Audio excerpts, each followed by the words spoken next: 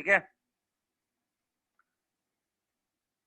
इसमें मैंने कहा था कि जो जेई प्रिपेयरिंग स्टूडेंट है वो थोड़ा ज्यादा ध्यान दो इस पे। You need to practice extra questions also on rolling. हमारे टेक्स्ट बुक में ये काफी छोटे लेवल पे ही है रोलिंग। सी, रोलिंग में मैंने बताया था कि दो टाइप की रोलिंग होती है, pure rolling and impure rolling. Pure rolling वो होती है जिसमें जब बॉडी रोल कर रहा है ग्राउंड पे, फ्रिक्शन उस बॉडी पे एक्ट नहीं हो रहा है। Okay, that is called pure rolling. और अगर फ्रिक्शन एक्ट हो रहा है then it is impure rolling. ठीक है, without any friction smoothly body आगे बढ़ रहा है, that is called pure rolling. Pure rolling में मैंने एक कंडीशन भी लिखी थी, that अगर बॉडी प्योर रोलिंग कर रही है, you can write on this condition for the body. ठीक है, ये ऐसा मत सोचना कि ये फॉर्मूला सर्कुलर मोशन वाली है। इसका एक्चुअली मतलब है v is a translational velocity, जिससे बॉडी ट्रांसलेशन मोशन कर रहा है। r is the radius of that body, omega is the angular velocity. जो बॉडी प्योर रोलिंग करती है तो हम लोग ये इक्वेशन लिख सकते हैं। ठीक है, ओके। एंड आई रिमेम्बर हमने लास्ट टॉपिक ये करा था that we found out the kinetic energy of the rolling body. The kinetic energy of the rolling body is given by half mv square in the bracket 1 plus k square by r square. आपको याद होगा this is a kinetic energy of the rolling body. ठीक है, इसमें I hope you remember मैंने आपको बताया था कि k square by r square कैसे निकालते हैं, याद है? Yesterday I told you how to calculate k square by r square for any object. ठीक है, आज इसको हम लोग यूज करेंगे। See, today I will go further. अब जो बाकी जो बचा हुआ टॉपिक है ना, some topic as I said it is remaining, उसको मैं क्या करता हूँ, that topic I will cover in the form of a question. एक क्वेश्चन दे देता हूँ, उसके फॉर्म में उसको कवर करेंगे। ठीक है, right on one question on this. Question के फॉर्म में हम लोग आगे का टॉपिक कवर कर लेंगे। राइट ऑन क्वेश्चन लिखो,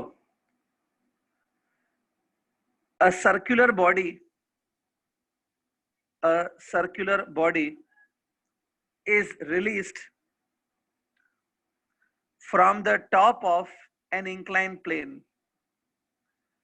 A circular body is released from the top of an inclined plane. Okay, full stop. Find its velocity. Find its velocity at the bottom. Find its velocity at the bottom, comma, its acceleration. मैं repeat कर रहा हूं, find its velocity at the bottom, comma, its acceleration, comma, time of descent. Time of descent. Time of descent means नीचे आने का time. Time of descent. Okay. तो ये मैंने थोड़ा थियरी टॉपिक है, लेकिन क्वेश्चन के फॉर्म में इसको मैंने फ्रेम कर दिया। ठीक है, आई होप सबने क्वेश्चन लिख लिया। ठीक है, एक बार पढ़ के देखो क्या लिखा है कि एक सर्कुलर बॉडी है। सर्कुलर बॉडी मतलब गोल राउंड शेप की बॉडी। अब वो बॉडी रिंग भी हो सकती है, डिस्क भी हो सकती है, स्फीयर भी हो सकती है। उसको कहाँ से रिलीज किया है हमने? एक इंक्लाइन प्लेन के टॉप से रिलीज किया है। ठीक है, सो आई होप सबने क्वेश्चन लिख लिया है। Now I am giving you a diagram which gives this situation. ये जो सिचुएशन मैंने दी है वो डायग्राम में दिखाता हूँ। See this diagram.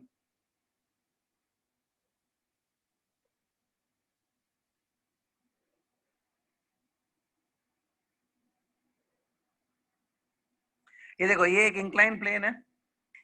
ठीक है, let's say this angle is theta. The height of this incline plane, इस इंक्लाइन प्लेन का तो कुछ हाइट है, ये देखो। The height of this incline plane is let's say h।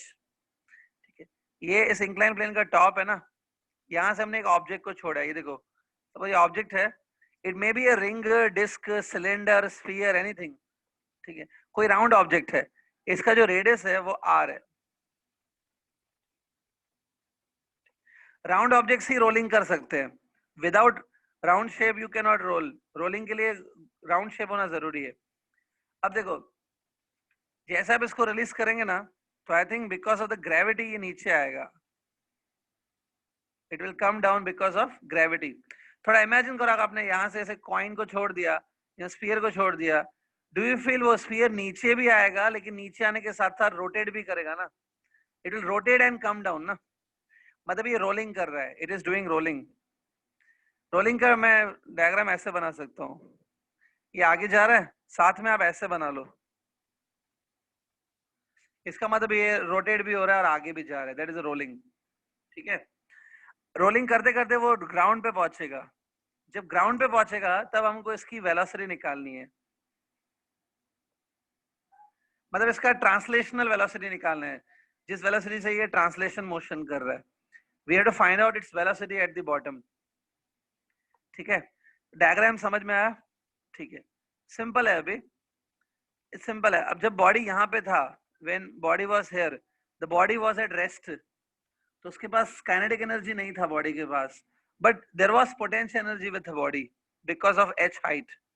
यहाँ पे बॉडी के पास पोटेंशियल एनर्जी था, जब बॉडी रोल होते होते होते यहाँ पे आएगा, now here the body will be in motion, यहाँ पे वो रोलिंग मोशन में होगा, तो here the body is having kinetic energy, but यहाँ पे पोटेंशियल एनर्जी जीरो हो चुका है, क्योंकि यहाँ पे height has become zero, correct है ना? So here potential energy is zero, the potential energy is entirely converted to kinetic energy।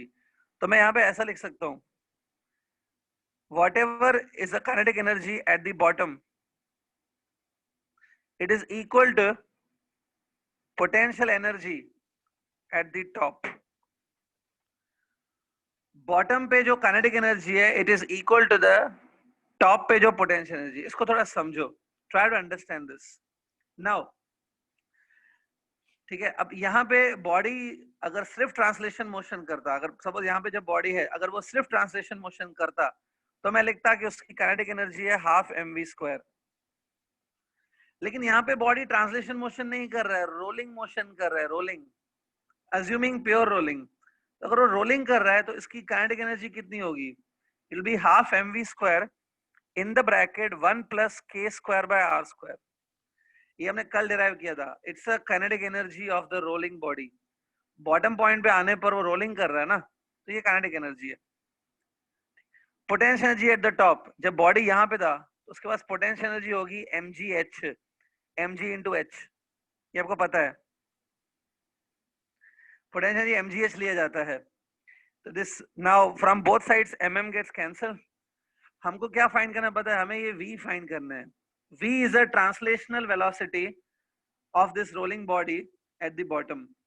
ये आपने कहा नहीं बॉटम पे लिखा ना, तो ये वेलोसिटी कहाँ पे हुआ? ये बॉटम पे वेलोसिटी हुआ। I want to find this v only, so please pass this 2 on that side, it become 2gh, divide by this bracket 1 + k²/r², it will be equal to v², so v will be this much। आ गया, ये आ गया expression।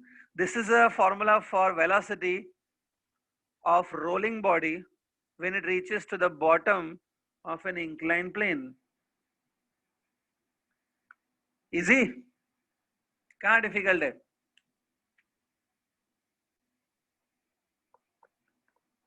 Clear? ठीक, आई hope आपने note कर लिया है, नहीं किया तो जल्दी से कर लो, I am giving you 1 minute, finish it fast. Okay, चलिए आगे बढ़ते हैं। Now in the second part we want to find out the acceleration of this body. इस बॉडी का एक्सेलरेशन फाइंड करना है ना, तो द एक्सेलरेशन कैसे फाइंड करेंगे, ध्यान से देखो। सबसे पहले ये जो ट्रायंगुलर प्लेन है, इट्स इंक्लाइन प्लेन, इसका जो हाइपोटेन्यूज है ना, the hypotenuse of this triangle, let's say hypotenuse का लेंथ है s, s is the overall length of this incline plane. ठीक है, मैं अगर ऐसे बनाऊं तो I can show this way. ये देखो डायग्राम में समझ में आ रहा है, ये पूरा जो डिस्टेंस है ना, ये s है। why I am denoting by s symbol, because actually when the body will go from here to here, तो बॉडी का जो डिस्प्लेसमेंट होगा, डिस्प्लेसमेंट भी इतना ही होगा ना, डिस्प्लेसमेंट है इसलिए मैंने s लिखा है। So s is the displacement of the body from this place to this place. ये s आप दिखा दो डायग्राम में, show this s in the diagram. ठीक है, चलिए आगे बढ़ते हैं. Now we want to find out the acceleration, if you remember. अब acceleration कैसे मिलेगी? See, look here. I am applying this formula, suppose.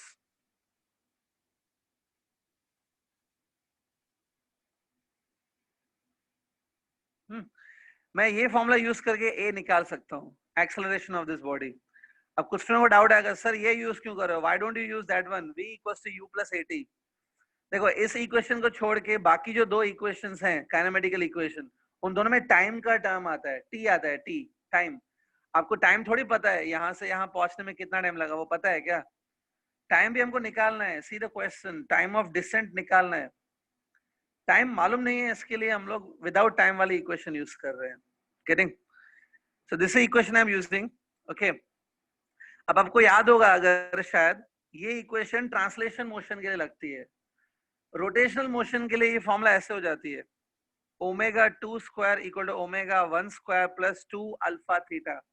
मैंने बताया था. तो this equation that I have written ना, it is for translation motion, not for rotational motion. ठीक है, तो आप क्या करो, इस बॉडी के ट्रांसलेशन मोशन पे फोकस करो. इसकी initial speed of this body was 0, याद है? इसका इनिशियल स्पीड 0 था. That means this u is 0. Put this u 0.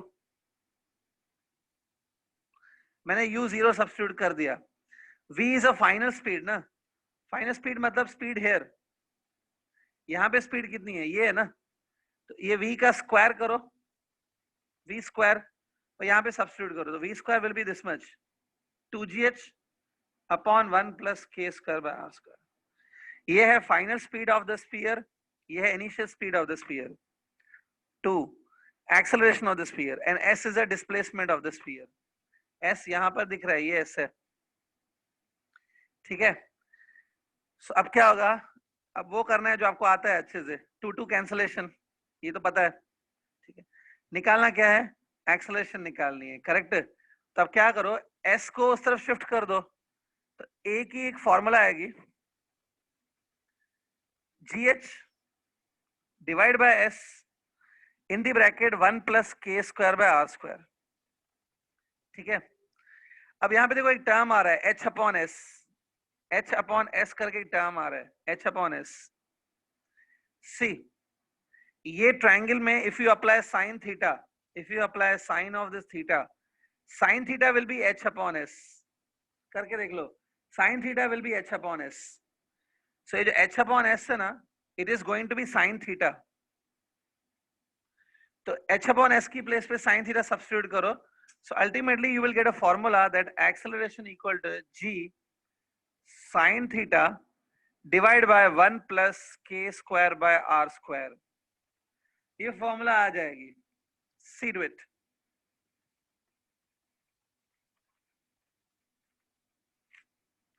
Is that clear? इतना डिफिकल्ट नहीं है. फिजिक्स करने के पे बैठो तो बहुत इजी सब्जेक्ट होता है. Is it? यहां तक कोई डाउट है, कोई शंका है, तो you can tell me. Is there any doubt?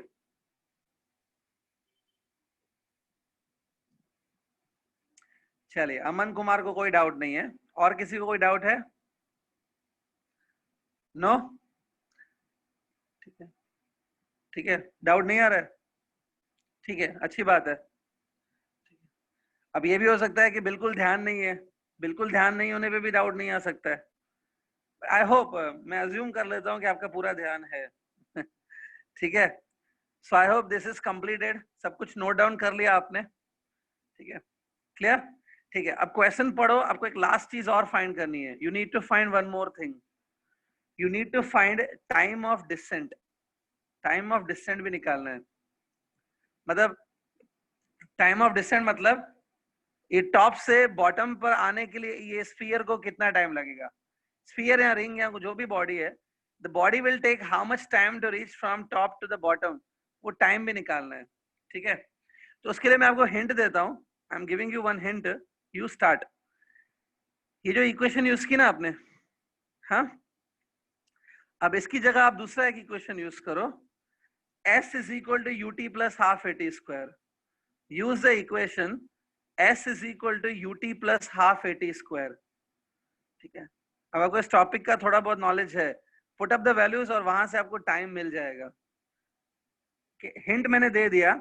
Please use the equation s is equal to ut plus half at square. ठीक है, यूज करो. 2 मिनट के बाद मैं किसी एक स्टूडेंट का नाम लूंगा, वही स्टूडेंट मुझे फॉर्मूला बताएगा टाइम ऑफ डिसेंट की. That student has to tell me the formula. You have 2 minutes. Try make a formula.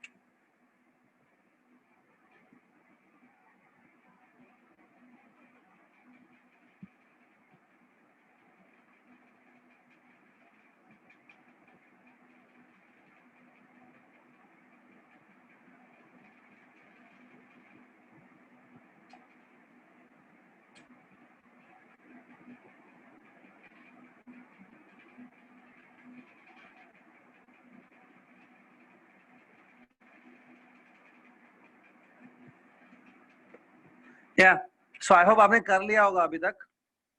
Use the equation s equal to ut plus half at square.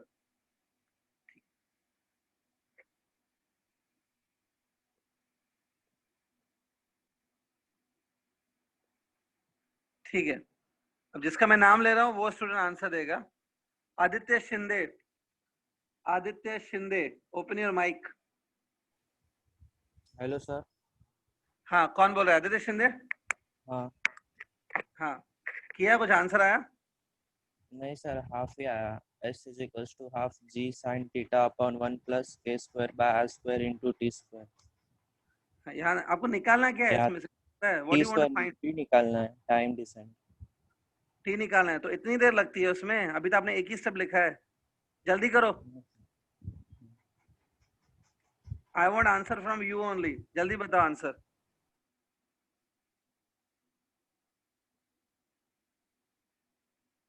अच्छा एक बात बताओ आदित्य शिंदे, इसमें एक term आ रहा है 1 plus k square by r square term आ रहा है ना?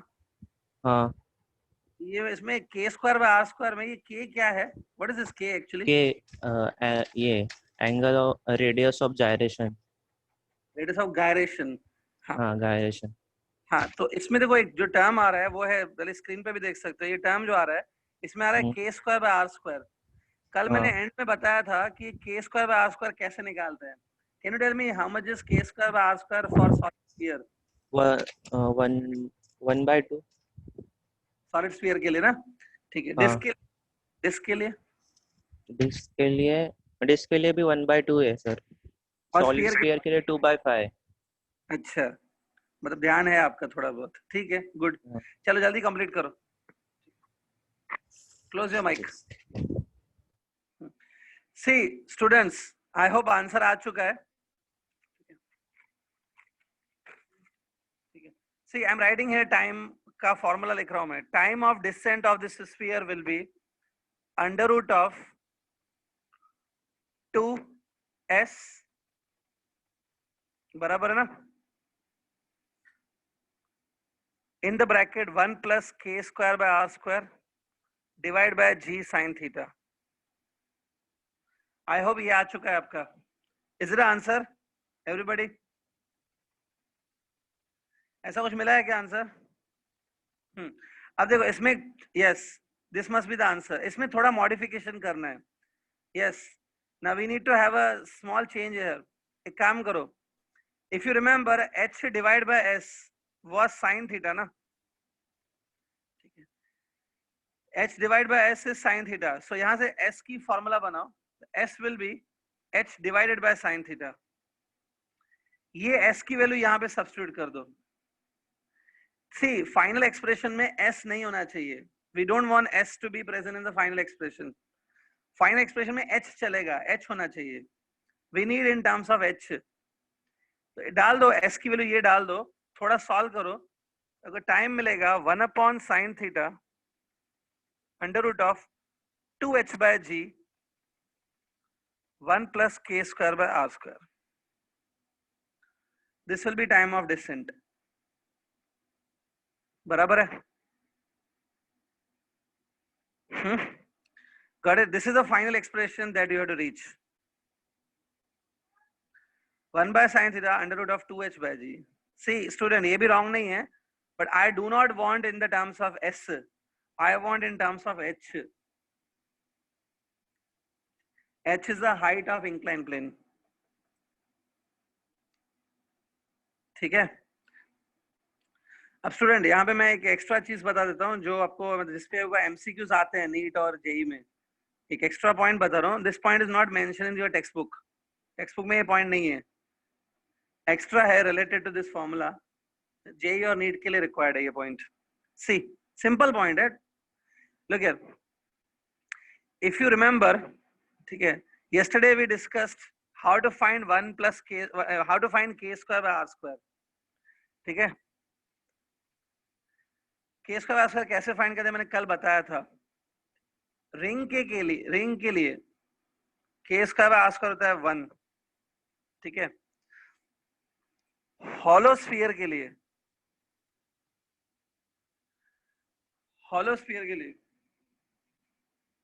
स्टूडेंट आई थिंक स्क्रीन दिख रहा है ना? कोई प्रॉब्लम है क्या विजिबिलिटी में? दिख रहा है सब? I think it is everything visible. Yes sir. हाँ ओके. कुछ स्टूडेंट बोल रहे हैं कि नहीं दिख रहा है. शायद जिनको नहीं दिख रहा है आप लोग अपना इंटरनेट कनेक्शन चेक करो. सी ओके. ना देखो, रिंग के लिए मैंने बताया था k²/r² 1 होता है. कैसे कराया था कल? याद होगा आपको, लास्ट में कराया था. हॉलो स्फीयर से स्टार्ट करते हैं. After ring I am suppose taking hollow sphere. The moment of inertia of hollow sphere is given by 2/3 mr². 2/5 नहीं है, 2/3 है हॉलो स्फीयर के लिए. इसमें mr² के आगे जो कोएफिशिएंट है कितना है? 2/3 है ना? हाँ बोलो. या बोलो, क्या प्रॉब्लम है? सर यहाँ पे जो हम लोग ने ऐसी सर जो टी के फॉर्म में ऐसी h/sin इनपुट किया है वो sin थीटा है सर. हाँ, ये तो जो इंक्लाइन प्लेन है, जो आपका इंक्लाइन प्लेन है उसमें आप sin थीटा अप्लाई करो ना. ये क्या इंक्लाइन प्लेन जो है, ये ट्रायंगल में आप sin थीटा अप्लाई करो. sin theta will B. नहीं सर, वो sin थीटा बाहर कैसे आएगा वो बोल रहे हो? नहीं सर, वो sin थीटा बाहर कैसे? देखो इस फॉर्मूला में ऑलरेडी एक sin थीटा है. ठीक है, ऑलरेडी एक sin थीटा. अब इस आप s को सब्स्टिट्यूट करो. s को क्या सब्स्टिट्यूट करोगे? h/sin theta. ऑलरेडी एक sin थीटा है, आप s की जगह डालो h/sin थीटा. तो sin समझ गए सर. क्लियर? ठीक है. अब student please let me continue. Ring के लिए k²/r² इज 1. हॉलो स्फीयर के लिए ये देखो 2/3 है ना ये कोएफिशिएंट. यही k²/r² की वैल्यू होती है. सो k²/r² for hollow sphere will B 2/3. मैं आपको बताता हूँ मैं क्यों लिख रहा हूँ ये सब, but let me continue. Disc के लिए k²/r² विल बी 1/2. डिस्क के लिए भी और सिलेंडर के लिए भी, दोनों के लिए. Disc and the solid cylinder are same objects as per physics. Last में मैं लिख रहा हूँ solid sphere. It's solid sphere. इसका k²/r² होता है. मोमेंट ऑफ इनर्शिया होती है सॉलिड स्फीयर की 2/5 mr². तो k²/r² इज 2/5. ठीक है. अब मैंने ये चारों ऑब्जेक्ट्स क्यों लिखे हैं देखो. As you go downwards the value of k²/r² is decreasing. मैंने डिक्रीजिंग ऑर्डर ऑफ k²/r² के टर्म्स में लिखा है. देखो यहाँ पे k²/r² 1 है, यहाँ पे 2/3 है. 2/3 मीन्स 0.66. 2/3 means like 0.66. तो ये 1 है, ये 0.6 है. 1/2 इज लाइक 0.5. ओके. और k²/r² फॉर सॉलिड स्फीयर 2/5 2/5 को सॉल्व करो आप, इट इज 0.4. सो देखो it is a decreasing order of k square by r square. Ring has highest value of k square by r square. hollow sphere has slightly lesser k square by r square. As you go downwards, the value of k square by r square is decreasing. ठीक है, तो ऐसे याद रख सकते हैं, सबसे ज्यादा k square by r square होता है रिंग के लिए और सबसे कम होता है k square by r square for solid sphere. अब ये मैंने क्यों किया, ध्यान से देखो. Everybody now remember this formula. यह फॉर्मूला आपको पता है. सी, अगर मैंने इंक्लाइन प्लेन से इंक्लाइन प्लेन के ऊपर ये चारों ऑब्जेक्ट्स को छोड़ दिया, if I leave all these 4 objects, ये 4 जो ऑब्जेक्ट्स है ना, इन चारों ऑब्जेक्ट्स को मैंने इंक्लाइन प्लेन पे छोड़ दिया, तो सेम इंक्लाइन प्लेन से चारों गिवन है, तो ये h चारों के लिए सेम होगा, चारों ऑब्जेक्ट्स के लिए h सेम होगा, चारों ऑब्जेक्ट्स के लिए थीटा सेम होगा, चारों ऑब्जेक्ट्स के लिए g सेम होगा. ठीक है, लेकिन चारों ऑब्जेक्ट्स के लिए k square by r square अलग होगा. Actually I can say time of descent is directly proportional to root of 1 plus k square by r square. Time of descent is directly proportional to root of this. Okay, बराबर है ना. हाँ, तो किसके लिए k square by r square सबसे ज्यादा होता है, रिंग के लिए. तो टाइम भी सबसे ज्यादा किसको लगेगा नीचे आने के लिए, रिंग को. किसके लिए k square by r square सबसे कम है, सॉलिड स्फीयर. तो किसको सबसे कम टाइम लगेगा, सॉलिड स्फीयर को. द बॉडी जिसका k square by r square ज्यादा है उसको t भी ज्यादा लगेगा, और जिसका k square by r square कम है t भी कम लगेगा. तो इससे आप एक जजमेंट लगा सकते हो, time of descent of the ring will be greater than time of descent of hollow sphere. It will be greater than time of descent of disc, और सबसे कम टाइम लगेगा सॉलिड स्फीयर को. टाइम ऑफ डिस्टेंस सबसे कम किसका होगा, solid sphere का. इसका मतलब है सॉलिड स्फीयर सबसे पहले नीचे पहुंचेगा, इसका टाइम कम है. जिसको टाइम कम लगता है वो जल्दी कंप्लीट करेगा. Solid sphere will reach first. ठीक है, अगर इन चारों के बीच में रेस लगाओगे ना, तो पहला नंबर पे कौन आएगा, सॉलिड स्फीयर पहला नंबर पे आएगा, और सबसे लास्ट में कौन आएगा, रिंग सबसे लास्ट में आएगी. So the first object who will reach at the bottom will be solid sphere, क्योंकि सबसे कम टाइम लेगा. सो स्टूडेंट, आई होप ये क्लियर है. चाहिए तो ये पॉइंट नोट कर लो, ये एमसीक्यूज में काम आती है पॉइंट. और ये वैल्यूज भी नोट करना है तो नोट कर लो चारों की. सबसे पहले आता है ring, then hollow sphere, then disc, then solid sphere. It's a decreasing order of k square by r square.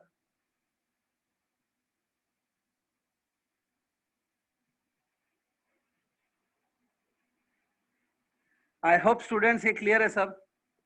इसके साथ आपका चैप्टर पूरा फिनिश हो गया. Nothing is sir. हाँ बोलो सर, ये जो आपने अभी टाइम के बारे में बताया सर, अगर इन सबका मास सेम रहेगा तभी ऐसा होगा ना. देखो ये जो टाइम का एक्सप्रेशन है, ये इसमें मास का कहाँ टर्म है, m का कोई टर्म है क्या. टाइम सर, अगर डिपेंड नहीं करेगा, मास कुछ भी हो सकता है, it does not depend on mass. Sir, अगर रिंग का मास सॉलिड स्फीयर से कम है तो भी सॉलिड स्फीयर ही पहले आएगा. हाँ, रिंग हल्का होता है ना, सॉलिड स्फीयर हैवी होगा ना, बोल रहे हो. हाँ, सॉलिड स्फीयर ही पहले आएगा ना नीचे. मास पे एक्चुअली डिपेंड नहीं करेगा. देखो अगर भले रिंग का मास ज्यादा हो, सॉलिड स्फीयर का कम हो, या सॉलिड स्फीयर का ज्यादा है, रिंग का कम हो, टाइम उस पर डिपेंड नहीं कर पाएगा. देखो जिसका जिसका मास ज्यादा होगा ना, उसके ऊपर ग्रेविटेशनल फोर्स ज्यादा लगेगा. ठीक है, लेकिन जिसका मास ज्यादा होगा उसकी इनर्शिया भी ज्यादा होगी.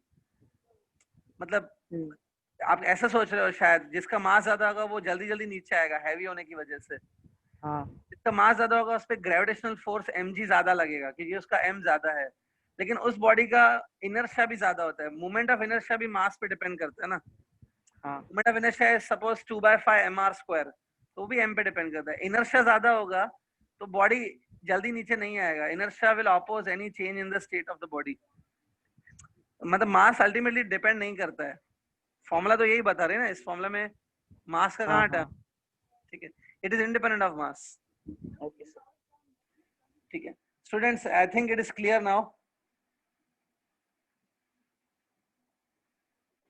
क्लियर है?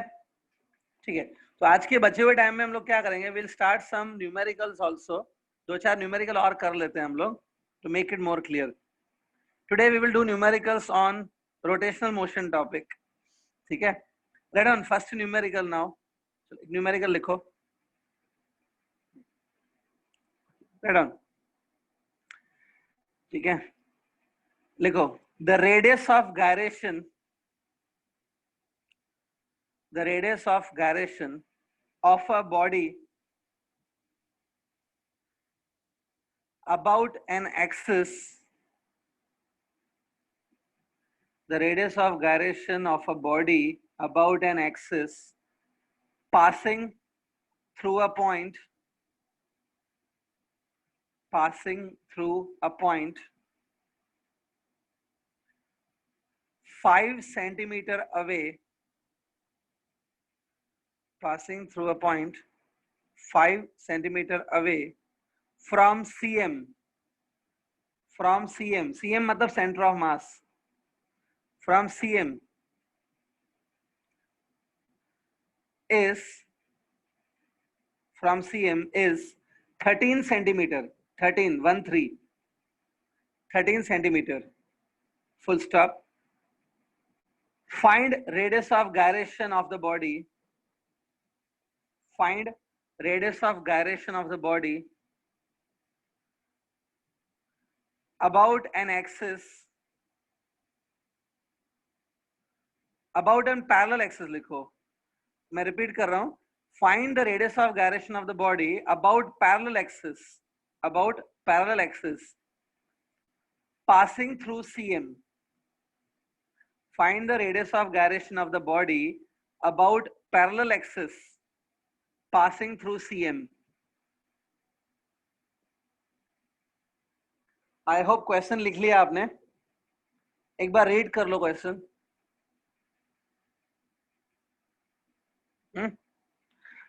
पढ़ लिया?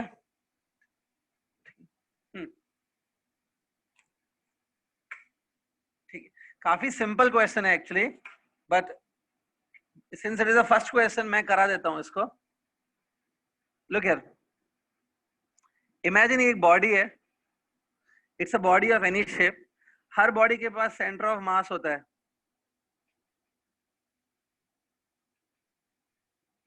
Let's say this C is a centre of mass. ठीक है, अब इस बॉडी का रेडियस ऑफ गायरेशन गिवन है, ऐसा गिवन है. कोई मुझे बता सकता है रेडियस ऑफ गायरेशन 13 है कि 5 है? इट्स 5 और 13. क्या रेडियस ऑफ गायरेशन 13 है कि 5 है? एनीबॉडी?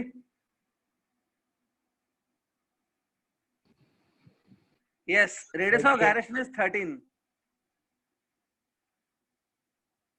लेकिन ऐसा भी गिवन है, yes it is correct, 13. Yes, 13 centimetre. हाँ, सारे स्टूडेंट करेक्ट आंसर दे रहे हैं. ठीक है, तो रेडियस ऑफ गायरेशन इज 13. लेकिन आप क्वेश्चन पढ़ो, क्लियरली लिखा है that this is the radius of gyration 13 for that axis. मतलब जब रेडियस ऑफ गायरेशन 13 है, तब जो एक्सिस है, वो जो एक्सिस है, that axis is passing through one point which is 5 centimetre away from centre of मास. मतलब कुछ ऐसा सिचुएशन है, from center of mass at a distance of 5 centimeter one axis is passing. For this axis of rotation k is 13. ठीक है, तो क्योंकि ये देखो, ये एक्सिस एक ऑर्डिनरी पॉइंट से पास हो रही है, this axis is passing through ordinary point, k को मैं k o लिख देता हूं. ठीक है, अब सपोज एक्सिस सेंटर ऑफ मास से जाएगी. Suppose if I change the axis, axis passes through centre of मास, है ना. So देखो, मैंने सपोज एक्सिस चेंज कर दिया. Now axis is passing through centre of mass and it is parallel to the previous axis. तो ये axis के लिए k कितना होगा हमको वो निकालना है. It is like this. ये एक्सिस के लिए k कितना होगा हमको निकालना है. ये एक्सिस के लिए k 13 है. तो देखने में ही समझ में आ रहा है that we have to apply parallel axis theorem over here. Parallel axis theorem लगेगा. Apply parallel axis theorem over here. When you apply parallel axis theorem, you will get the expression IO is equal to IC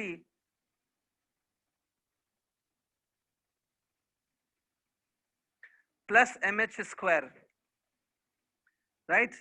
ये मिलेगा। अब देखो, yesterday I told you that moment of inertia को लिख सकते हैं mk square. moment of inertia can be written as mk square. तो ये जो है ना moment of inertia, इसको हम लोग लिखेंगे। अब ये है moment of inertia about ordinary axis, radius of gyration भी about ordinary axis आएगा। ये moment of inertia of the body when axis passes through center of mass, इसको भी mk स्क्वायर लिखेंगे। This k will be the radius of gyration when axis passes through center of mass, इसको kc लिख दो, ठीक है? इसके बाद मैं आपके ऊपर छोड़ता हूं, finish it and get me the answer। इसके बाद आप खुद फिनिश करो फास्ट।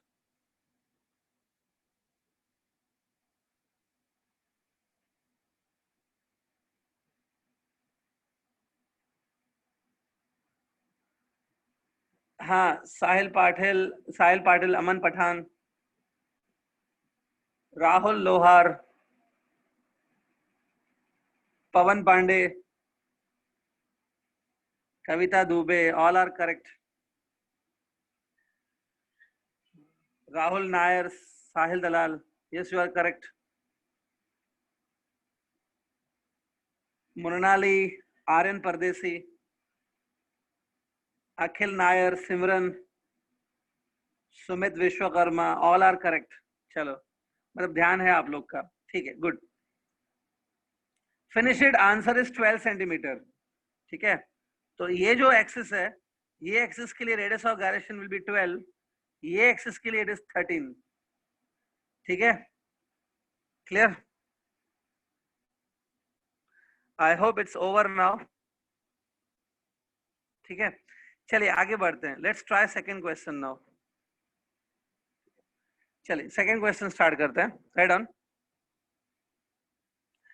ठीक है? लिखो, चलो I am starting with the next question now. A disc is rotating, right on, a disc is rotating at 120 rpm, 120 rpm, यहां पे लिख रहा हूं मैं 120 rpm मतलब 120 रोटेशंस पर मिनट। एक मिनट में ये 120 रोटेशंस कर रही है, 120 रेवोल्यूशंस या रोटेशंस पर मिनट, ठीक है? हाँ, लिखो, a disc is rotating at 120 rpm, full stop. It is brought to rest. It is brought to rest in 10 seconds. It is brought to rest in 10 seconds by applying a torque. It is brought to rest by applying a torque. ठीक है, full stop. If mi of the disk, mi means moment of inertia, if mi of the disk is 50 kg meter square, mi of the disk is 50 kg meter square, then find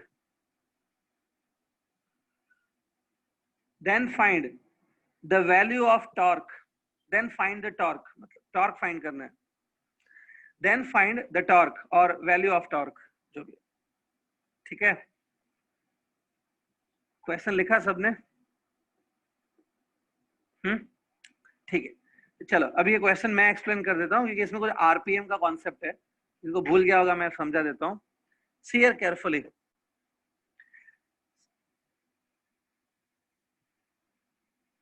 हाँ, moment of inertia 50 है, 50 moment of inertia 50 kilogram metre square, kilogram into metre square, वो unit है उसका, ठीक है? Now look here, see frequency, देखो ये जो आरपीएम में गिवन है ना, आरपीएम मतलब रेवोल्यूशंस पर मिनट या पर सेकंड, जब भी आपको फिजिक्स में मिलेगा मतलब ये फ्रीक्वेंसी होता है। It's a frequency. फ्रीक्वेंसी को n से डिनोट कर सकते हैं, f भी लिख सकते हो, कोई प्रॉब्लम नहीं। तो जो 120 आरपीएम गिवन है ना, आपको समझना है कि ये फ्रीक्वेंसी है। How many rotations are done per minute, whatever rotations are done per second, per minute या पर सेकेंड आप जो करते हो उसको फ्रीक्वेंसी बोलते हैं। सो 120 आरपीएम इज अ फ्रीक्वेंसी। सबसे पहले आप ये नोट डाउन करो। अब क्योंकि ये मिनट्स में है, it is in minutes, we need to convert into seconds for SI. ठीक है, ठीक है, इसको आप याद करो। सेकेंड्स में कन्वर्ट करने के लिए, to convert into per second, second में कन्वर्ट करने के लिए we need to divide it by 60। 60 से डिवाइड करना होता है टू कन्वर्ट इनटू सेकेंड्स। ठीक है, ये सिंपल है, आपको लॉजिक ऐसे याद करो। देखो ये 120 पर मिनट है, मतलब एक मिनट में आप इतना काम कर रहे हो। अगर एक मिनट में जितना करते हो तो एक सेकंड में उससे 60 टाइम्स कम करोगे ना, दैट्स व्हाई डिवाइड बाय 60। जितना आप एक मिनट में रोटेशंस कर सकते हो, एक सेकंड में उससे 60 टाइम्स कम करोगे ना, hence divide by 60। 120 divide by 60 करो, it will B 2। It's 2 RPS. ठीक है, तो frequency of revolution is 2 RPS. ठीक है, अब ये क्यों फ्रीक्वेंसी गिवन है? Omega, omega is the angular velocity of the object. आपको एक पॉइंट याद होगी, omega is given by 2 pi by T, 2 pi by time period. ठीक है, इसको आप ऐसे लिख सकते हो, 2 pi into 1 upon T. 1 upon time period is a frequency. तो ओमेगा की एक और फॉर्मूला होती है 2 पाई इंटू फ्रीक्वेंसी। फ्रीक्वेंसी जब भी गिवन है उससे आप ये ओमेगा निकाल सकते हो by this formula. I hope आपने ये देखी है फॉर्मूलास सर्कुलर मोशंस में। तो एफ इज अ फ्रीक्वेंसी, कितनी है? 2 आरपीएस है ना, इधर डाल दो तो ओमेगा आएगी 4 pi. Put f equals to 2 RPS, omega 4 pi आएगा। अब देखो जो ये डिस्क है वो स्टार्टिंग में 120 आरपीएम पे घूम रही है। 120 आरपीएम इज स्टार्टिंग वैल्यू, मतलब स्टार्टिंग में ये इतने स्पीड पे घूम रही है। तो ओमेगा भी आपको इनिशियल ओमेगा मिलेगा, write it as omega 1। Omega 1 है ये इनिशियल। अब इसके बाद लिखा है the disc is brought to rest, disc rest पे आ गया। सो जो घूमते घूमते अगर वो रेस्ट पे आ गया, मतलब फाइनल स्पीड कितना हुआ? फाइनल स्पीड हुआ 0। Hence omega 2 will be 0। Omega 2 0 होगा। So we are having omega 1, we are having omega 2। ठीक है, और आई थिंक टाइम भी गिवन है कि कितने टाइम में इसका स्पीड रिड्यूस हुआ है, 10 सेकेंड्स में। So please use this formula. ये फॉर्मूला हम लोग यूज करेंगे। It is like v equals to u plus 80। ये formula v equals to u plus 80 के जैसा ही है, बट ये रोटेशनल फॉर्म में है। Omega 2 will be 0 because disc has come to rest. Omega 1 मैंने यहाँ पे कैलकुलेट किया 4 पाई है। 4 pi is the value of omega. Alpha is the angular acceleration. Actually यहाँ पे एक्सेलरेशन नहीं हो रहा है, डी एक्सेलरेशन हो रहा है। बॉडी रेस्ट पे आई है ना, मतलब बॉडी की स्पीड कम होते होते 0 हो गई है, तो एक्चुअली डी एक्सेलरेशन है, but we don't know what's the value of deceleration. Alpha को एज इट इज रखो।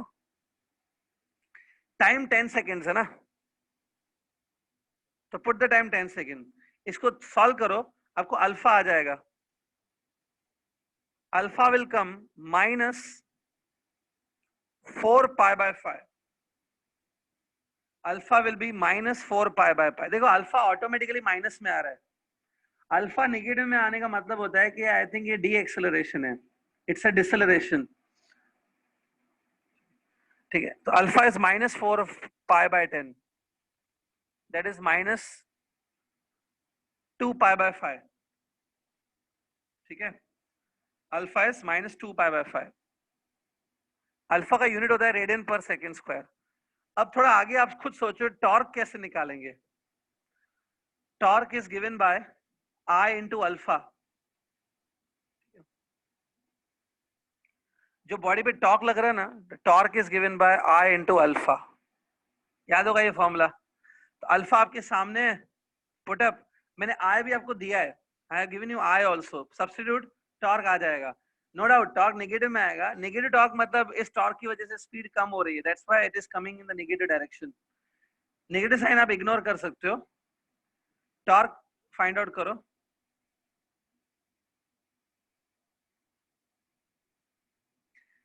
ठीक है, find out the torque now by using this formula. I think torque will come 20 pi 20 pi 20 की 20 pi 20 पाई आएगा।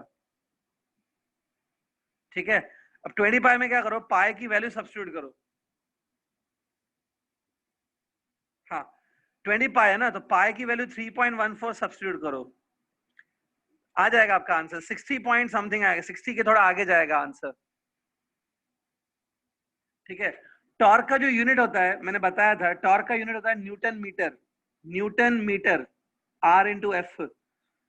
Newton metre is a unit of torque, लिख लो unit newton metre.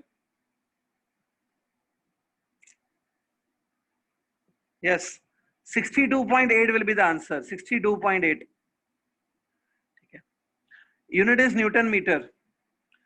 तो 62.8 Newton metre का torque जब आप लगाएंगे तो ये 10 सेकंड में ये डिस्क रुक जाएगी। ठीक है, I hope it is over now, ये फिनिश हुआ।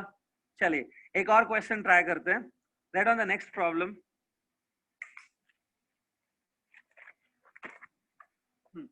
Right on the next problem now.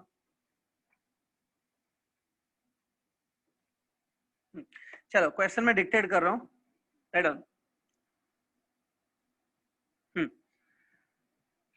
A disk, right on, a disk of mi 4 kg meter square, a disk of mi 4 kg meter square is rotating at speed, is rotating at speed 10 radian per second, at speed 10 radian per second, full stop। हाँ आगे लिखो, a small drop of wax, a small drop of wax falls on it, a small drop of wax falls on it,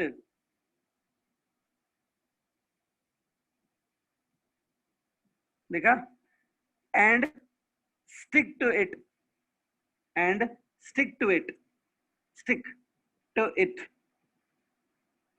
at a distance of, and stick to it at a distance of 5 centimeter from center, and stick to it at a distance of 5 centimeter from center, 5 centimeter from center, full stop। If mass of the wax drop, if mass of the wax drop is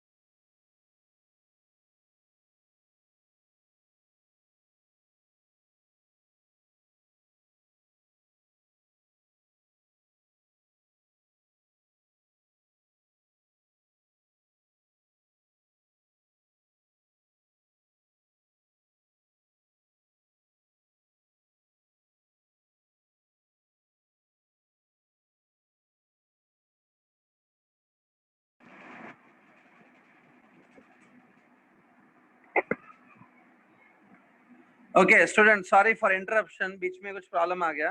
let's continue. ठीक है, ठीक है, let's continue now. हाँ क्या लिखा आपने last में, that the mass of the wax drop is 10 grams लिखा, find the final speed of the disk.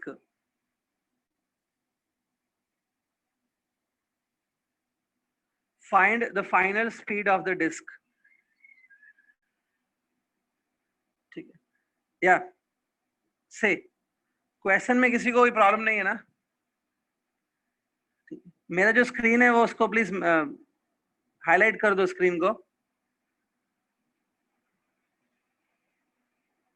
ठीक है, हाँ। नाउ लिसन स्टूडेंट्स, क्वेश्चन आप सबने लिख लिया, आई होप सो। अब मैं एक्सप्लेनेशन दे रहा हूँ। सी हियर,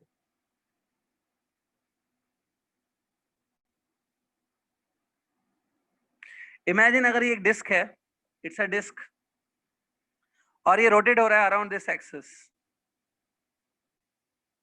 ठीक है, ये एक्सिस पे रोटेट कर रहा है। ये डिस्क का मोमेंट ऑफ इनर्शिया गिवन है, इट इज 4, एंड ओमेगा भी गिवन है 10 रेडियन पर सेकेंड, आई थिंक। ठीक है, moment of inertia is 4, omega is 10। ठीक है, अगर आप इस आई और ओमेगा को मल्टीप्लाई करोगे, I into omega gives you angular momentum, तो इस डिस्क का एंगुलर मोमेंटम आपको आ जाएगा। The angular momentum of this disk will be 4 into 10, that is 40। ठीक है, अब ये डिस्क घूम रहा है लाइक दिस। ठीक है, अब सडनली क्या हुआ, सडनली इसके ऊपर एक वैक्स का ड्रॉप गिर गया ऐसे।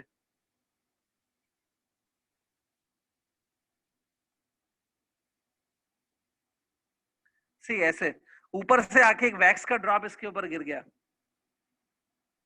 और इसके ऊपर स्टिक हो गया। Mass of this wax drop is suppose m लिखा है मैंने, mass of wax drop given है 10 ग्राम्स। अब this is the distance from the axis ना, ये डिस्टेंस को चलो मैं r लिख देता हूं, r। ओके, अब क्योंकि ये वैक्स का ड्रॉप डिस्क के ऊपर स्टिक हो गया है, तो डिस्क के साथ घूमेगा ना, it will revolve along with the disc, ये भी डिस्क के साथ घूमेगा। अब ध्यान से सुनो जो मैं बोल रहा हूं, listen carefully what I am saying.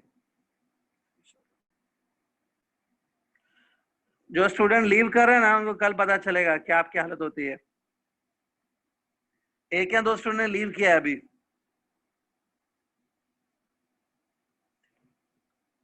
कल इन्हीं से ये पूरा चैप्टर के क्वेश्चंस पूछूंगा मैं, जिन्होंने अभी एक या दो स्टूडेंट लीव किया है। नाउ लिसन, सो यहाँ पे वैक्स का ड्रॉप गिरा है। अब जो मैं बोल रहा हूँ ध्यान से सुनना, because of this wax drop, ये वैक्स ड्रॉप की वजह से moment of inertia of the disc increases. इस वैक्स ड्रॉप की वजह से moment of inertia of the disc will increase. कैसे? देखो, सबसे पहले ये जो डिस्क है वो रोटेट हो रहा था, डिस्क का suppose moment of inertia I था, I is a moment of inertia of disk. ठीक है, अभी डिस्क के साथ साथ ये पार्टिकल भी रोटेट हो रहा है ना, वैक्स आल्सो रोटेटिंग ना, तो wax is also one particle which is rotating around this axis. तो वैक्स को भी हम लोग मोमेंट ऑफ इनर्शिया में डालेंगे, वैक्स का भी इंक्लूड करेंगे। वैक्स का मोमेंट ऑफ इनर्शिया कैसे आएगा? वैक्स का मास, ये देखो,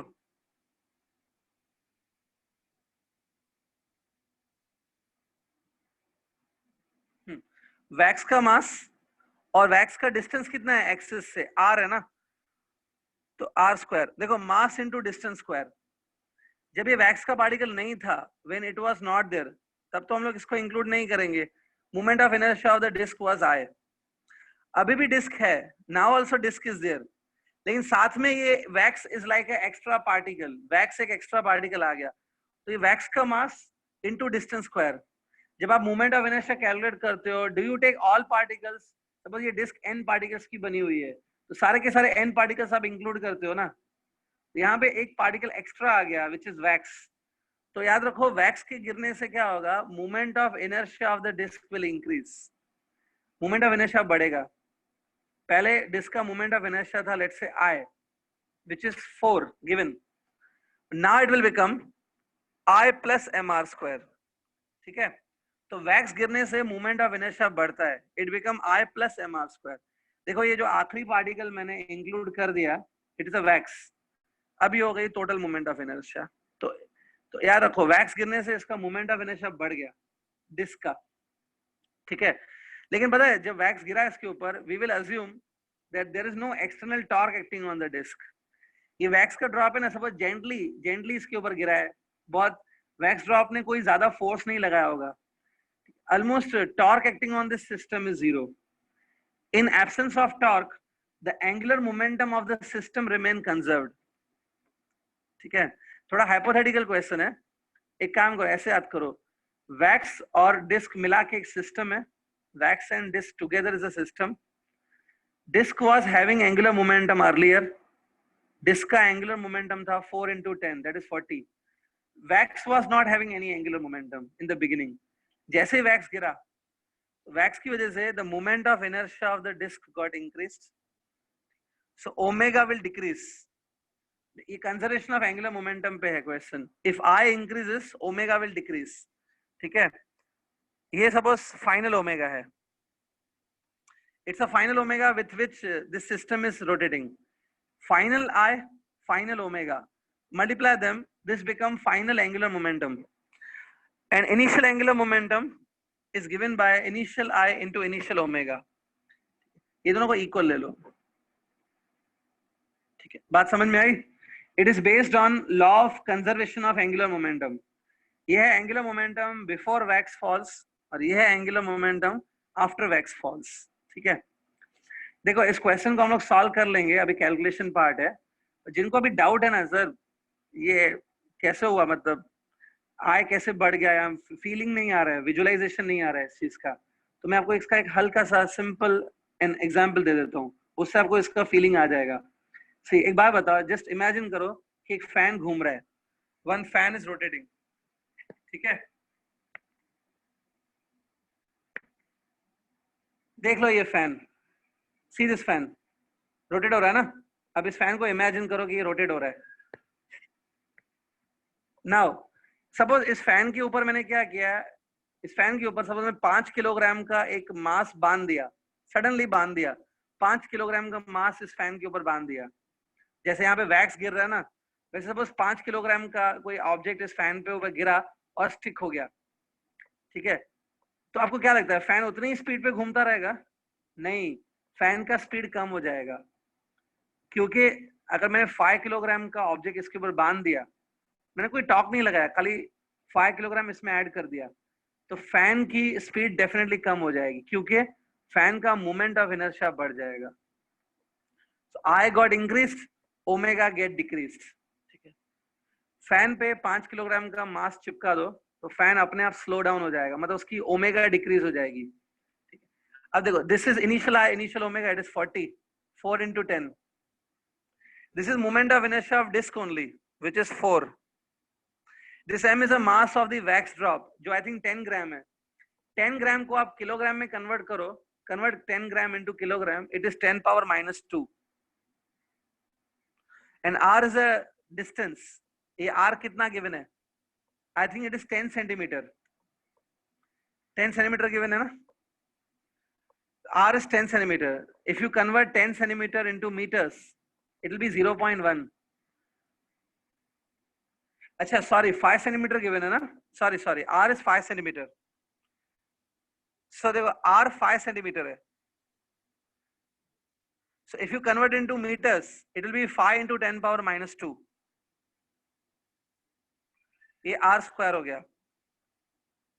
C into omega F.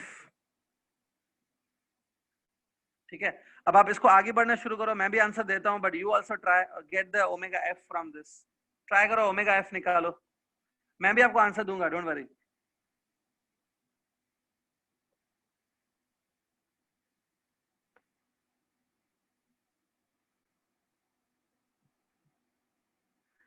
Five का स्क्वायर विल बी 25.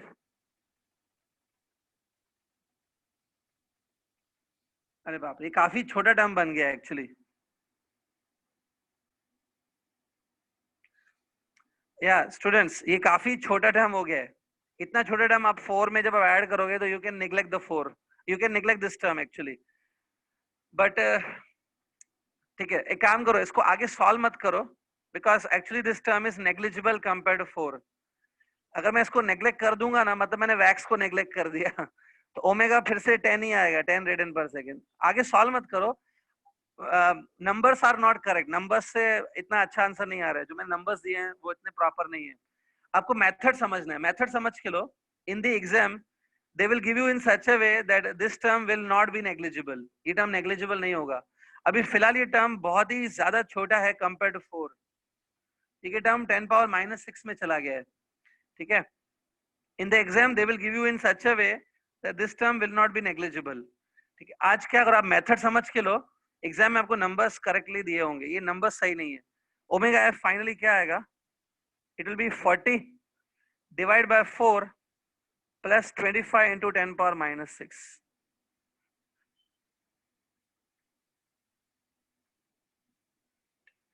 हाँ, सी अब अगर आप इस क्वेश्चन को सॉल्व करना ही चाहते हो कि नहीं सर मुझे इसको करना है कुछ ना कुछ करके, तो एक काम करो.